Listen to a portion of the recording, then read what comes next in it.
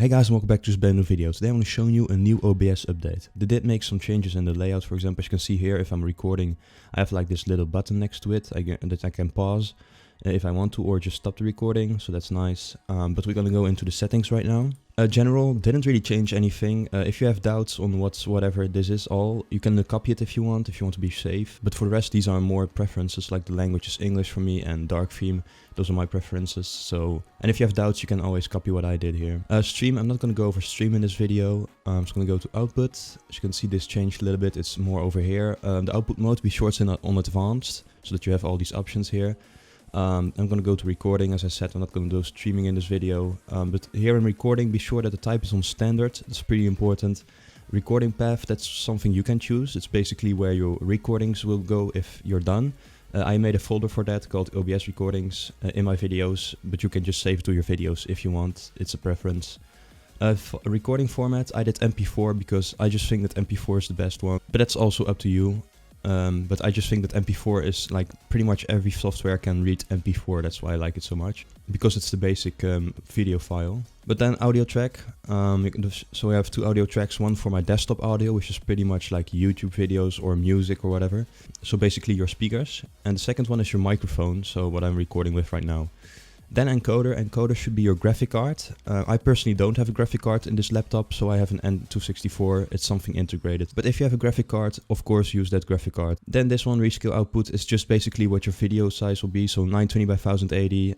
Be sure it's on that. That's every video on YouTube right now, and also every thumbnail. But as I said, so also every video, be sure it's on 920 by 1080. CBR, I always put my rate control on CBR. 50,000 is what I put as a bit rate.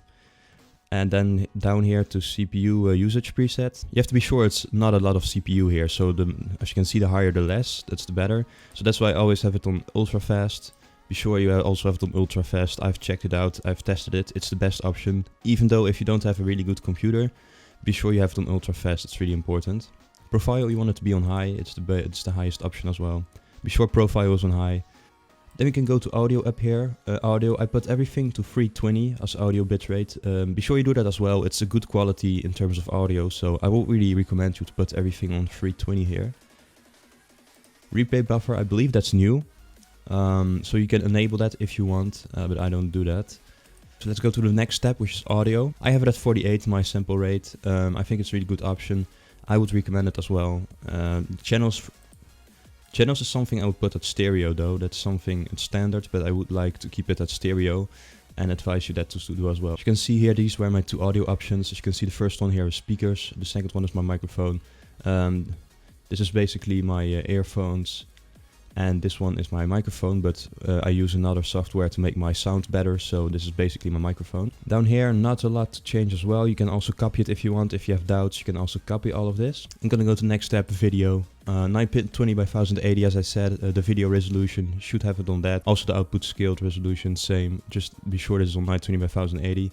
This is the downscale filter. I would definitely advise you to put it on this, but you also have other options. And for the rest here, FPS, 60 FPS at least, is definitely something you need nowadays. So I'll definitely advise you to use at least 60 FPS. Hotkeys is a preference, so that you basically use a key on your keyboard that will immediately start recording, or start streaming, whatever you want. I never use these, but of course, if you want that, it's a preference, you can also do that. Then we have process priority here in advanced, a high. Renderer, Direct 3D 11. I don't know really sure what the other options are, but I know this one is good. The color format, I have it on NV12 with 709 and full. That's really important, because otherwise your video will have kind of a dark tone to it. It will have like a really dark screen, and it doesn't really look good. So be sure it's on this, so that your recordings also look like how your screen actually is in terms of colors and everything. This same, you can copy it if you have doubts. It's a general thing that works really well. And then we're done actually for that. There you go guys, there's an update. As you can see, some new features, new layout. It's an updated version, so of course you can copy these settings and just continue with your good settings in the new versions here. Or of course, all up to you. I hope in any case that I helped. Please leave a like, really nice. Subscribe would also be really nice. And I hope to see you guys in my next video. Goodbye.